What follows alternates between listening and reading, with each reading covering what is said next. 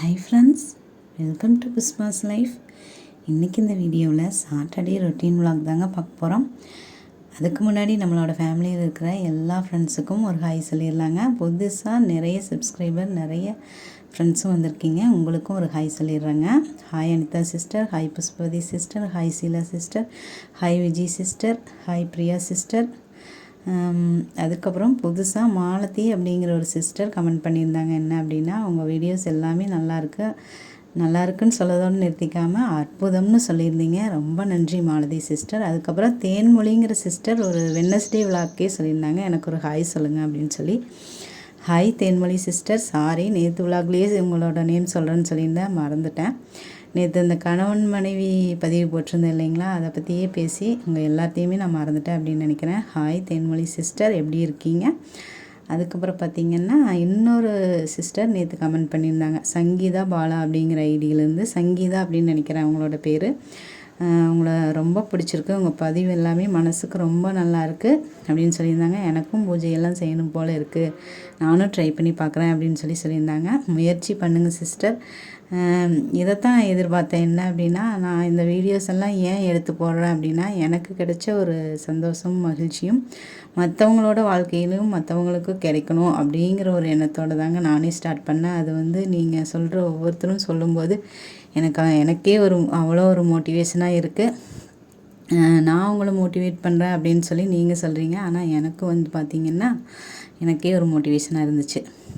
இன்றைக்கி பார்த்திங்கன்னா, ஒரு நேரமே எந்திரிச்சிட்டேன். டைம் எனக்கு சரியாக ஞாபகம் இல்லை. அதுக்கப்புறம் பார்த்திங்கன்னா எந்திரிச்சு எந்த ஒரு ப்ரிப்பரேஷனுமே பண்ணவே இல்லைங்க. அதனால் எந்திரிச்சதுக்கப்புறம் ஃப்ரெஷ் அப் ஆகிட்டு தான் பூஜை ரூமெல்லாம் கூட்டி விட்டுறலான்னு கூட்டி விடும்போது எங்கள் மேடம் எந்திரிச்சிட்டாங்க. அதனால தான் என்ன பண்ணுறதுன்னு தெரியாமல் லைட் ஆஃப் பண்ணிட்டு போய் அவங்கள தூங்க வச்சுட்டு வந்தாங்க. மேடம் எந்திரிச்சாங்கன்னா கூடையெல்லாம் இருக்க மாட்டாங்க, தூங்கலாமான்னு தான் சொல்லுவாங்க. அதனால தான் நான் எப்போவுமே அவங்கள தூங்க வச்சுட்டு வந்துடுறதுங்க. அதுக்கப்புறம் தான் இன்றைக்கி நம்மளோட இந்த புது விளக்கில் தீபம் ஏற்றிக்கலாம்னு அவ்வளோ ஒரு ஹாப்பியாக செஞ்சிட்ருந்தேங்க. இதில் கொஞ்சம் இடம் இருந்தது அந்த தட்டில், அதனால் தண்ணீர் விளக்கு மாதிரி ஏற்றிடலாம், வாட்டர் ஹேண்டில்ஸ் மாதிரி அப்படின்னு சொல்லிட்டு தண்ணி கொஞ்சம் ஊற்றி பூவெல்லாம் போட்டுக்கிறேங்க. அவ்வளோ ஒரு அழகாக இருந்துச்சு. அதுக்கப்புறம் பார்த்திங்கன்னா, நேற்று அந்த கணவன் மனைவி பதிவில் பார்த்திங்கன்னா, நம்மளோட சிஸ்டர் அபிதா சிஸ்டருக்காக தான் நானே சொல்லியிருந்தேன். அவங்களும் கமெண்ட் பண்ணியிருந்தாங்க, அக்கா உங்களை ரொம்ப மிஸ் பண்ணுறேன் அப்படின்னு சொல்லி கமெண்ட் பண்ணியிருந்தாங்க. ஆமாம், சீக்கிரமே வந்துடுங்க அபி. உங்களோட எல்லாத்து வீட்லேயுமே இருக்கிறது தான் இல்லைங்களா, கணவன் மனைவிக்குள்ளே சண்டை அப்படிங்கிறது வர்றது தான். அது சமாதானத்தில் முடியணும் அப்படின்னு நேற்று மனமாற அவங்களுக்காக தான் நான் வேண்டிக்கிட்டேன். அபி சிஸ்டர், நீங்கள் சீக்கிரமாக உங்கள் ஃபேமிலியோட ஹாப்பியாக இருக்கணும் அப்படின்னு கடவுள்கிட்ட வேண்டிக்கிறேங்க. அதுக்கப்புறம் பார்த்திங்கன்னா, இன்றைக்கி சொல்லியிருப்பேன் என்ன அப்படின்னா, கடவுள் கஷ்டங்களை கொடுப்பார் ஆனால் கைவிட மாட்டார் அப்படிங்கிறத பற்றி பார்த்துறாங்க. இது ஏன் இன்றைக்கி நான் இப்படி சொல்கிறேன் அப்படின்னா, இது சொல்லலாமா வேண்டாமான்னு கூட ஒரு யோசனையாக இருந்தாலுமே நீங்கள் எல்லாருமே என்னோடய ஃபேமிலி அப்படின்னு சொல்கிறீங்க. உங்களோட கஷ்டத்தையும் என் கூட ஷேர் பண்ணிக்கிறீங்க. அதனால் நானும் என்னோடய விஷயங்களை உங்கள் கூட நான் ஷேர் பண்ணிக்கிறேங்க. என்ன அப்படின்னா, இன்றைக்கி பூஜையெல்லாம் முடிச்சுட்டு, இன்றைக்கி தம்பிக்கு ஸ்கூல் இருந்ததுனால அவனுக்கு சமையல்லாம் முடிச்சுட்டு பார்க்கும்போது பார்த்திங்கன்னா, எங்கள் வீட்டுக்காருக்கு ஒரு வாரமாகவே உடம்பு சரியில்லை. போன வாரத்துலேயே பாப்பாவுக்கு உடம்பு சரியில்லைன்னு சொல்லியிருப்பேன். அப்போ எனக்கும் தான் உடம்பு சரியில்லை, ஆனால் அதை நான் சொல்லலை. சரி, உங்களையும் வருத்தப்பட வைக்க வேண்டாம், பாப்பாவுக்கு உடம்பு சரியில்லைன்னு சொல்லும்போதே நீங்கள் எல்லாருமே கேட்டிருந்தீங்க, அதனால தான் சொல்லலைங்க. ஆனால் அப்போ எனக்குமே உடம்பு சரியில்லை. எனக்குமே டேப்லெட்ஸ் எல்லாம் வாங்கிட்டு நானுமே தான் சாப்பிட்ருந்தேன். அப்புறம் எனக்கும் சரியாயிடுச்சு, பாப்பாவுக்கும் சரியாயிடுச்சு. அப்புறம் பார்த்திங்கன்னா, இன்றைக்கி எங்கள் அப்பாவுக்கு உடம்பு சரியில்லை, சளி பிடிச்சிருச்சு. சளி இருந்துகிட்டே தான் இருந்தது, இருந்தாலும் அவருக்கே கொஞ்சம் முடியல அப்படிங்கிற மாதிரி சொன்னார். அப்புறம் இது என்ன அப்படின்னா, எங்கள் வீட்டுக்காரோட அப்பாவுக்குமே அந்த சளி தொந்தரவெல்லாம் இருந்தது.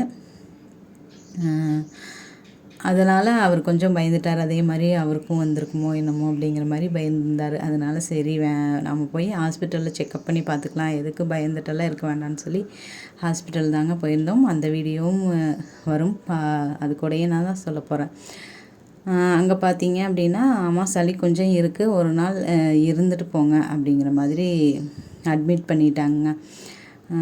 எனக்கு என்ன பண்ணுறதுனே தெரியல, கையும் ஓடலை காலும் ஓடலை அப்படின்னு சொல்லுவாங்களே, அந்த மாதிரி தான் இருந்துச்சு. என்ன பண்ணுறதுனே தெரியல.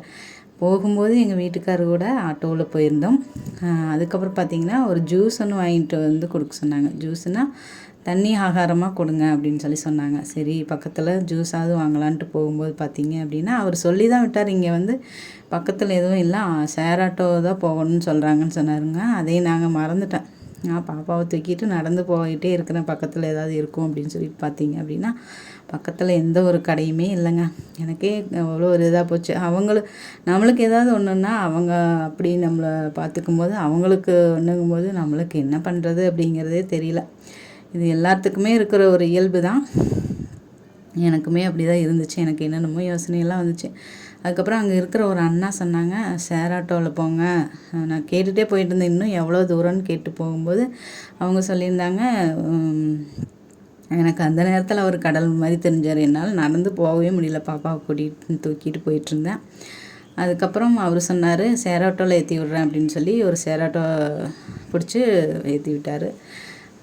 அதுக்கப்புறம் தாங்க போய் இப்போ ஜூஸ் வாங்கிட்டு வந்து கொடுத்தோம். இது ஒரு சின்ன விஷயம்தான், இருந்தாலும் இந்த சின்ன சின்ன விஷயங்களே கூட நம்மளை அந்த மாதிரி நம்ம கூட இருக்கிறவங்களுக்கு ஏதாச்சும் ஒன்று அப்படிங்கும்போது எனக்கு எப்படி சொல்கிறதுன்னு தெரியல. அதுதாங்க நடந்துச்சு. அதைத்தான் இன்றைக்கி நான் உங்கள் கூட பகிர்ந்துக்கிறேன். கடவுள் நம்மளை வந்து நான் அதைத்தான் கடவுள்கிட்ட வேண்டிக்கிட்டேன். நீங்கள் எது கொடுத்தாலும் அது நன்மைக்காக தான் இருக்கும். அதை ஏற்றுக்கக்கூடிய பக்குவத்தையும் ஒரு தைரியத்தையும் கொடுங்க அப்படின்னு தான் எப்போவுமே வேண்டிக்குவேன். இருந்தாலும் இன்றைக்கி அவருக்கு சீக்கிரம் ரெடியாகி வந்துடணும் அப்படின்னு சொல்லிட்டு தாங்க வேண்டிக்கிட்டேன். நான் அப்புறம் பார்த்திங்கன்னா அந்த ஜூஸ் வாங்கிட்டு வந்து கொடுத்ததுக்கப்புறம் மேடம் பார்த்திங்கன்னா ஒரு இடத்துல இருக்கவே இல்லைங்க. அங்கே ஒரு 4 மாடி இருந்தது. அதில் ஏறி இறங்கிட்டு இருந்தாங்க. ட்ரிப்ஸ் போடணும்னு சொல்லி எங்கள் அப்பாவுக்கு போட்டிருந்தாங்க. இவங்க பார்த்திங்கன்னா மேடம் கூட போய் இறங்கி எனக்கு ஒரு வழி ஆயிடுச்சுங்க. அதுக்கப்புறம் எங்கள் வீட்டுக்காருக்கு சித்தப்பா சின்னம்மா இருக்காங்க. சின்னம்மாவும் எங்கள் வீட்டுக்காரோட அண்ணனும் வந்திருந்தாங்க. அவங்க வந்து எங்களை வீட்டுக்கு போக சொல்லிட்டாங்க. அதனால் அவங்கள விட்டுட்டு நாங்கள் வந்து வீட்டுக்கு வந்துட்டோங்க. இன்றைக்கி இதைத்தான் உங்கள் கூட நான் ஷேர் பண்ணிக்கணும் அப்படின்னு நினச்சேன். இதையெல்லாம் சொல்லணுமா அப்படிங்கிற மாதிரி யாராவது நினச்சாலும் நினைப்பீங்க. இருந்தாலும் நீங்களும் என்னோடய ஃபேமிலி அப்படிங்கிறது தாங்க இதை உங்கள் கூட நான் ஷேர் பண்ணிக்கிறேன். அதுக்கப்புறம் நேற்று விஜய் சிஸ்டர் எனக்கு கமெண்ட்ஸ் பண்ணியிருந்தாங்க. அவங்களோட வீடியோஸ், பூஜை வீடியோஸ் எல்லாம் போட்டிருந்தாங்க. அபிஷேகம் பண்ணுற மாதிரி சிலைக்கு போட்டிருந்தாங்க. ஃப்ரைடே விலாகுன்னு சொல்லி போட்டிருந்தாங்க. நல்லா இருந்தது, ரொம்பவுமே நல்லா இருந்தது. ஹை விஜய் சிஸ்டர், நீங்கள் இந்த மாதிரியே இந்த பூஜை செய்யறதெல்லாம் எடுத்து போடுங்க. அவ்வளோ எனக்கு ரொம்ப பிடிச்சிருந்தது. இது பார்த்திங்கன்னா கடைசியாக பூஜையெல்லாம் செஞ்சுட்டு ஏதோ ஒன்று நம்ம செய்யலையேங்கிற மாதிரி, ஏதோ ஒன்று விட்டுட்டோங்கிற மாதிரி தோணுச்சு. பார்த்திங்கன்னா பச்சை கற்பூரம் போடுறதுக்கு தான் மறந்துட்டேன். அதை தாங்க கடைசியாக போட்டுக்கிறேன்.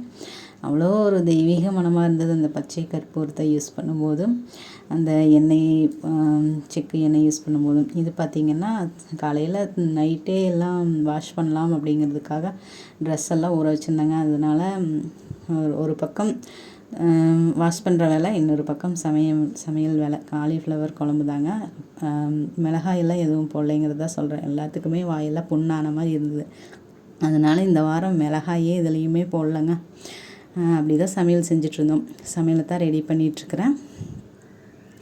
அதுக்கப்புறம் விஜய் சிஸ்டர் உங்களோட அந்த பூஜை வீடியோஸ் எல்லாம் எனக்கு ரொம்பவுமே பிடிச்சிருந்தது. அவங்களும் சொல்லியிருந்தாங்க, எனக்கு இந்த புஷ்பாங்கிற பேர் ரொம்ப பிடிச்சிருக்குது அப்படின்னு சொல்லியிருந்தாங்க. எனக்கு அவ்வளோ ஒரு சந்தோஷமாக இருந்தது. என்னோடய பேரையே நான் வந்து சொல்லலாமா வேண்டாமான்லாம் யோசிச்சுட்டு இருந்தேன். எப்படின்னா இந்த இப்போ ஒரு படம் வந்திருக்கு இல்லைங்களா, புஷ்பாங்கிறது வந்து ஆண் பெயரில் தானே அந்த படமெல்லாம் வந்திருக்குது. அதனால் நம்மளை யாராச்சும் கிண்டல் பண்ணிடுவாங்களோ அப்படியெல்லாம் நான் யோசிச்சுட்டு இருந்தேன். இருந்தாலும் ஒருவேளை நம்மளோட பேர் யாருக்காவது பிடிச்சவங்களும் இருப்பாங்க, நம்மளை பார்க்குறவங்களுக்கு நம்மளோட பேர் பிடிச்சும் இருக்கும் அப்படிங்கிற மாதிரி ஒரு எண்ணத்தில் தாங்க இந்த வீடியோஸ் எல்லாம் அப்லோட் பண்ணி என்னோடய பேர்லேயே இந்த சேனல் ஓப்பன் பண்ணியிருந்தேன். அந்த வகையில் விஜய் சிஸ்டர் வந்து உங்களோட புஷ்பாங்கிற பேர் எனக்கு ரொம்ப பிடிச்சிருக்குன்னு சொல்லியிருந்தீங்க. எனக்கு உண்மையிலேயே அவ்வளோ ஒரு சந்தோஷமாக இருக்குது Vijay sister. Thank you Vijay sister. அப்புறம் பார்த்திங்கன்னா காலிஃப்ளவர் குழம்பு, அதுக்கு தோசை தாங்க சுட்டு கொடுத்துருந்தேன். தம்பி சாப்பிட்டு கிளம்பிட்டான். நாங்களும் காலையில் இதே காலிஃப்ளவர் குழம்பும் தோசையும் சுட்டுட்டு சாப்பிட்டு தாங்க கிளம்பிட்டோம். இதுதான் எங்களோட ஆட்டோ. இப்போதைக்கு இதுதான் எங்களோட கார். இதில் தாங்க நாங்கள் போய்க்கிறது. மினி ஆட்டோ தான், அட்ஜஸ்ட் பண்ணி நாங்கள் முன்னாடி உட்காந்து அப்படியே போயிருக்கிறோம். இங்கே பார்த்தீங்கன்னா பாருங்கள் மேடம் எவ்வளோ ஒரு அலப்பறை பண்ணிகிட்ருக்குறாங்க. மேலேருந்து ஓடுறது ஒடியாடுறது இதே தான் வேலையாக இருந்துச்சு. இந்த ரணகலத்திலையும் இப்படியா அப்படிங்கிற மாதிரி தான் எனக்கும் தோணுச்சு. இருந்தாலும் அப்படியே போயிட்டு வந்தேங்க. அங்கே செடிகள்லாம் நிறைய வச்சுருந்தாங்க, நல்லா இருந்தது. அதை போய் மேடம் வந்து அந்த டேபிள் ரோஸுன்னு சொல்லுவாங்கன்னு நினைக்கிறேன், அந்த பூவை பறித்து தான் விளையாண்டுட்டு இருந்தாங்க. அதுக்கப்புறம் அங்கேயும் ஒரு விநாயகர் கோயில் இருந்துச்சு, விநாயகர் வச்சுருந்தாங்க. அதையும் கண்டுபிடிச்சி மேடம் போய் அங்கே திருநீரெல்லாம் எடுத்துகிட்டு போய் அவங்களும் சாமி கும்பிட்டு அவங்க அப்பாவுக்கும் திருநீரெல்லாம் கொண்டு போய் கொடுத்துட்டு இருந்தாங்க. இப்படி தாங்க இன்றைக்கி விளாக் போச்சு, இன்றைக்கி டே போச்சு. இந்த விளாக் கண்டிப்பாக உங்களுக்கு உங்களையும் கொஞ்சம் வருத்தத்தில் ஆழ்த்திட்டணும் அப்படிங்கிறது எனக்கு தெரியல. சாரி ஃப்ரெண்ட்ஸ், அப்படி இருந்தால் மன்னிச்சிக்கோங்க. மீண்டும் ஒரு நல்ல பயனுள்ள பதிவுடன் உங்களை சந்திக்கிறேன். அதுவரை உங்களிடமிருந்து விடைபெறுவது நான் உங்களுடைய அன்புள்ள தோழி புஷ்பா. இந்த வாழ்க்கை நமக்கும் நம்மளை சுற்றி இருக்கிறவங்களுக்கும் மகிழ்ச்சியவே தரணும் அப்படின்னு மனமாற இறைவன்கிட்ட வேண்டிக்கிறேங்க. தேங்க்ஸ் ஃபார் வாட்சிங் ஃப்ரெண்ட்ஸ். தேங்க்யூ.